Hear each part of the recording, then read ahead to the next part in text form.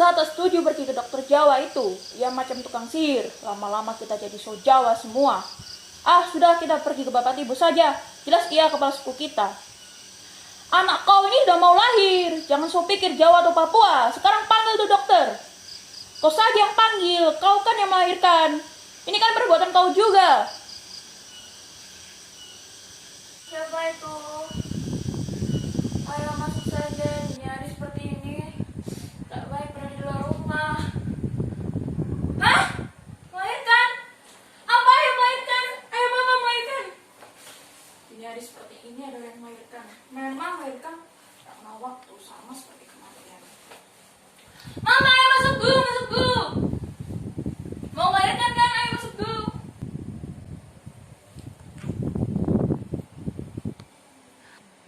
Kenapa aku malah membahas tentang kematian? Kematian? Selama 3 tahun di puskesmas ini, kematian dan kelahiran tak pernah adil. Kau boleh ngotot, kematian dan kelahiran selalu berbarengan. Begitu kan? Tapi pendapat itu sudah harus dikoreksi sekarang. Lihat saja sawah-sawah petani yang berubah menjadi pemukiman warga. Lalu ruko-ruko merambah ke pinggiran kota. Bukankah itu jadi bukti bahwa kelahiran dan kematian tak pernah adil? Sebagai seorang Jawa yang mewarisi harmoni dari para leluhur, aku merasa dibenturkan dengan kenyataan ini. Aku merasa bahwa nilai-nilai yang mereka ajarkan tidak sesuai di sini. Aku jadi saksi, kematian dan kelahiran tak pernah adil. Aku jadi saksi bahwa setiap kesakitan yang ada di desa ini berakhir menjadi kematian. Kau tahu, aku merasa gagal menjadi dokter. Aku harusnya bisa menolong mereka. Aku tahu aku bukan malaikat penyelamat. Tetapi hubungan ini membuatku ingin meninggalkan profesiku dan menjadi manusia yang normal. Mama, ayo masuk. Aku tahu aku bukan penyelamat, tetapi setidaknya anak mama mempunyai kesempatan untuk bisa menghirup udara segar di desa ini. Ayo masuk. Mama, ayo masuk. Padahal di desa ini banyak anak-anak yang bisa diselamatkan. Yang sudah selamat pun belum tentu bisa menikmati masa anak-anak mereka. Kau tahu, sejak seminggu lalu ada 61 anak meninggal di desa ini terkena kasus dampak gizi buruk. Pemerintah dan presiden menetapkan bahwa kasus ini adalah kasus gizi buruk terburuk sepanjang sejarah modern bangsa ini. Kalau boleh aku cerita sebenarnya.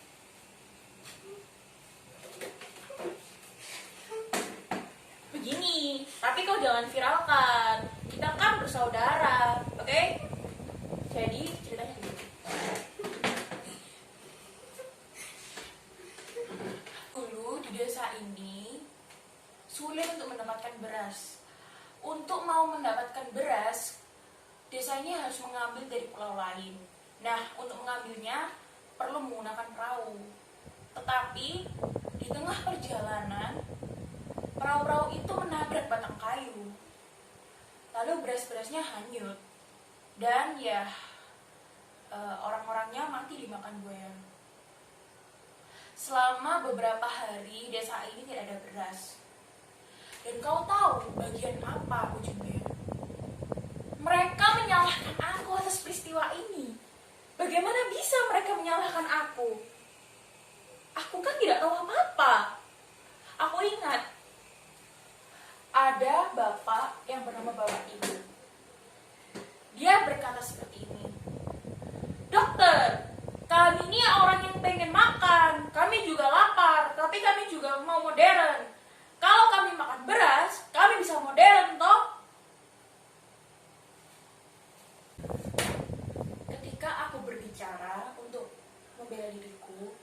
Ibu cepat-cepat untuk memotong.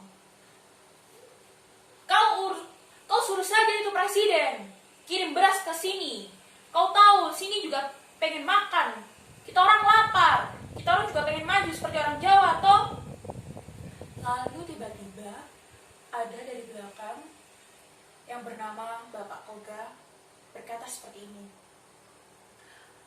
Bapak Ibu, Dokter Hayu ini dokter dari Jawa. Dokter Hayu ini adalah dokter yang diutus untuk membantu anak-anak kita melahirkan, menyembuhkan. Bagaimana mungkin Dokter Hayu punya kaitan dengan masalah ini? Lalu Bapak Ibu berkata seperti ini. Mana bisa begitu, Koga? So pasti dokter Jawa ini ada hubungannya dengan kaitannya dengan ini. Mana mungkin, dia pasti yang mencuri beras. Lalu aku menjawab seperti ini. Tidak, Bapak Ibu, saya dikirim dari Jawa untuk membantu di tanah Papua dalam bidang kesehatan. Saya memang punya obat-obatan yang terbatas, tetapi mari kita mencari solusi dari masalah ini. Bagaimana kalau kita kembali makan sagu, karena sagu ada di sini. Kau tidak bisa seenaknya bilang seperti itu. Kau tahu, ada orang Jawa bilang pernah seperti ini. Kalau orang Papua pengen maju, pengen seperti orang Jawa, maka harus makan itu beras. Tidak bisa makan itu sagu. Kau pasti berpikir bahwa orang sini keras kepala dan kaku-kaku, kan? Tapi itu salah. Aku justru mendapat pelajaran yang banyak dari warga daerah sini. Mereka berpikiran konsisten, memegang janji, lalu berpikiran lurus. Hal ini yang harus kumanfaatkan dengan baik. Tidak seperti kau, mencela. Hari ini ikut situ, besok ikut sini, ya kan? Oke, akan aku lanjutkan. Lalu aku bertanya seperti ini ke Bapak Ibu. Bapak, dulu Mama dan Papa ada kerjasama toh? Lalu dia berkata seperti ini. Ya so pastilah, begitu toh memang. Terus aku lanjutkan seperti ini. Bapak sama Mama dulu makan apa toh? Ya so pasti makan sagu lah, begitu toh? Nah, dari situ aku tarik jaraknya. Lalu aku bisikkan ke telinga dia. Lalu jika bapak dan mama makan sagu, kenapa warga desa sini tidak makan sagu? Mana pula bisa begitu? Orang Jawa bilang, kalau orang Papua ingin maju dan modern, harus makan beras. Lalu aku menjelaskan pelan-pelan seperti ini pada dia. Bapak, di tanah Papua tumbuh sagu, tidak ada tumbuh beras. Maka kita bisa menanam sagu itu lalu diolah menjadi makanan pokok kita sehari-hari. Sama seperti di Belanda. Di Belanda tumbuh gandum, lalu diubah menjadi roti, dan roti menjadi makanan pokok di Belanda. Lalu tiba-tiba dari belakang ada orang berkata seperti ini. Mana pula seperti itu? Lalu aku mengingat-ingat, sepertinya aku pernah mengenal wajah ini.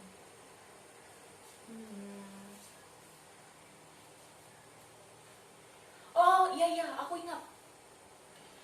Dulu malam-malam dia membawa kawannya ke puskesmas. Kau tahu, kawannya berdarah dan mengucur dengan deras di dadanya. Dan dia bilang bahwa aku harus menyelamatkan kawannya. Dokter, kau obati saja kawanku ini. Aku agak kaget. Lalu aku bilang seperti ini. Ya sudah Bapak, letakkan di sini.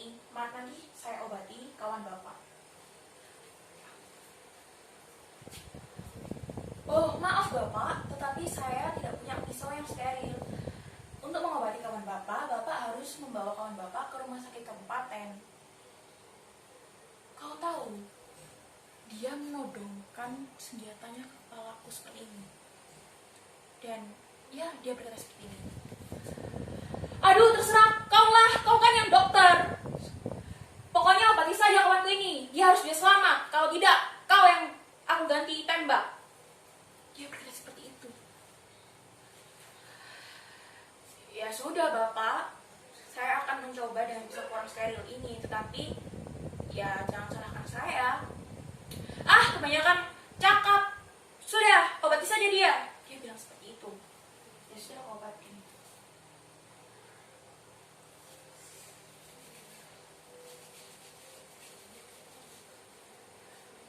Lalu tiba-tiba dari belakang, saat aku sedang mencuci tangan, dia datang mengendap-endap seperti ini, menodongkan pisaunya. Lalu dia berkata seperti ini, "Dokter mana? Katanya kau sudah obati kawanku. Mana dia tidak bergerak? Harusnya kau bisa. Kau bisa mengobati dia. Mengapa dia tidak sadar juga? Kenapa dia masih pingsan?" Tapi aku sudah tidak takut. Kau tahu aku bilang seperti apa? Makanya Bapak percuma bertaruh di daerah seperti ini. Kita kan sama-sama NKRI. Kita bisa hidup bersama-sama, rukun, dan hidup berdampingan. Ya seperti itu, aku bilang seperti itu. Setelah aku bilang seperti itu, lalu temannya sadar dan dia pergi menggendong temannya dan menghilang dalam kegelapan.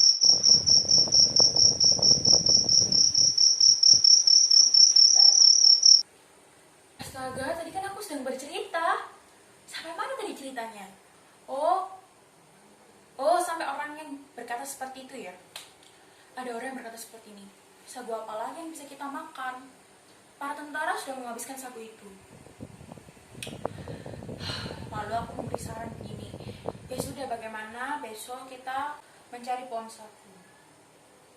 Esokan harinya,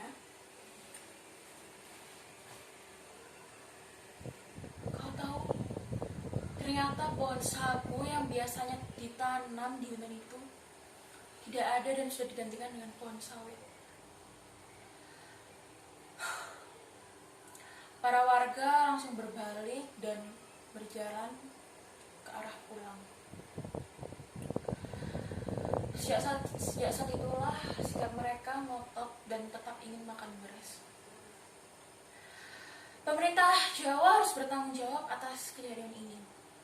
Bagaimana bisa mereka menyuruh orang Papua untuk memakan beras ataupun sagu jika di sini pun tidak ada sagu yang tumbuh, beras pun tidak ada dikirim di sini.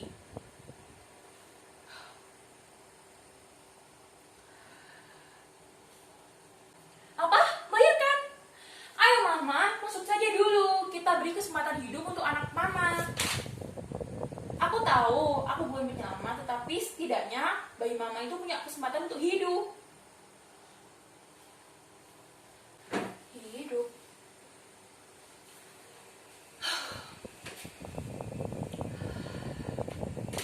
Hidup menjadi dokter di sini. Aku merasa gagal. Aku dikirim dari Jawa, jauh-jauh di sini, dan melihat keadaan di sini. Bagaimana bisa di tengah kekayaan alam yang melimpah ruah, di tengah surga terjadi gizi buruk yang sangat hebat. Aku merasa aku bertanggung jawab untuk hal ini. Aku merasa aku harus tinggal di sini bersama mereka, menghibur mereka, dan bersama-sama menghadapi ini semua. Karena pada akhirnya kebersamaan itulah yang menyelamatkan kami. Aku ingat dulu ada transmigran dari Bali. Dia berkata seperti ini, hidup itu harus menanam, lalu kita baru bisa menuai apa yang kita tanam. Perkataan transmigran itu berhasil membuatku tidak tidur semalaman. Dan ya, aku masih memikirkannya. Suatu ketika Bapak Tibo datang menghampiri aku.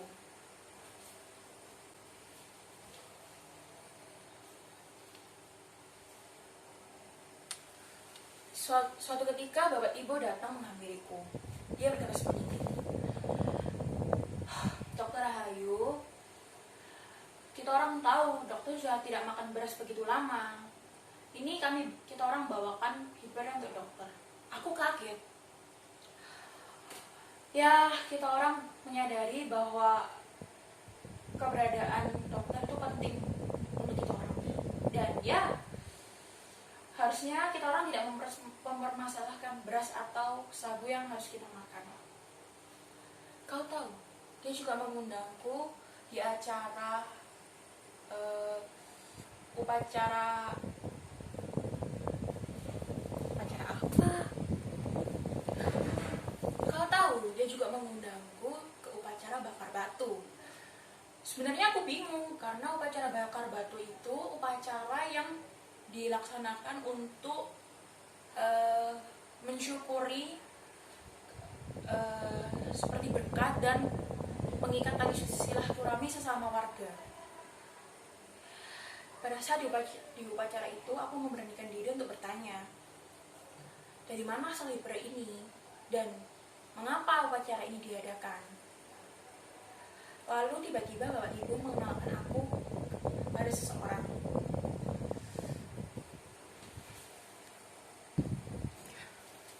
Seseorang itu ternyata transmigran dari Bali yang pernah aku obati dan 5 orang temannya. Bapak Ibu berkata seperti ini, dokter, inilah orang-orang yang membantu kita semua untuk bisa makan. Ya tentu aku berterima kasih. Lalu salah satu dari transmigran itu berkata, kami semua menanam semua ini untuk orang Papua. Aku kaget. Tapi kau saja pikirkan apa makna dari kalimat itu. Sekarang aku mau ada pasien. Mama, ayo, jangan pernah takut dengan dokter Jawa ya. Kita semua orang kan bersaudara.